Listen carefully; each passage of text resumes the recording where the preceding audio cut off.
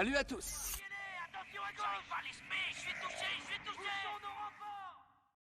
Bonjour à tous, c'est Alezored, on se retrouve aujourd'hui pour parler de mon avis concernant l'arc d'Ahsoka Tano, introduit depuis l'épisode 5 de la saison 7 de Star Wars The Clone Wars.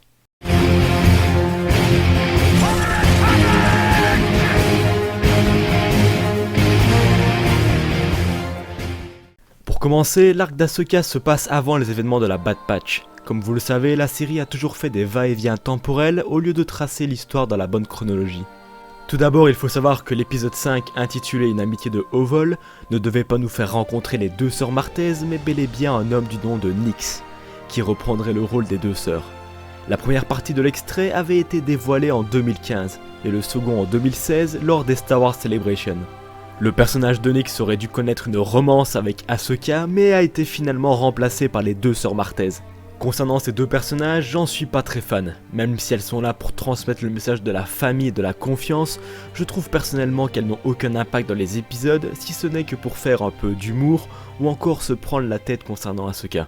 Mais elles ont au moins le mérite de nous faire découvrir quelques zones des bas-fonds de Coruscant trop souvent mis de côté dans l'histoire.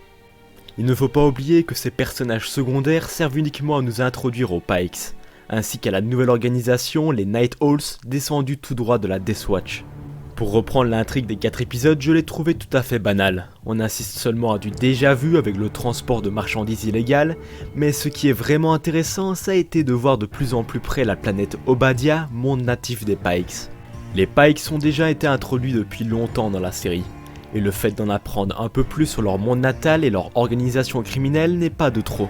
Bien sûr, le moment fort de ces épisodes est le retour de Bo-Katan, restée dans l'ombre depuis la victoire de Maul sur Mandalore. Elle nous servira à introduire Ahsoka au siège de Mandalore, la bataille à grande échelle de cette saison 7. Concernant Maul maintenant, je dois avouer que son introduction avec l'Aube écarlate m'a fait extrêmement plaisir. Cela permet de relier son arc développé depuis la saison 4 aux différents événements de Solo.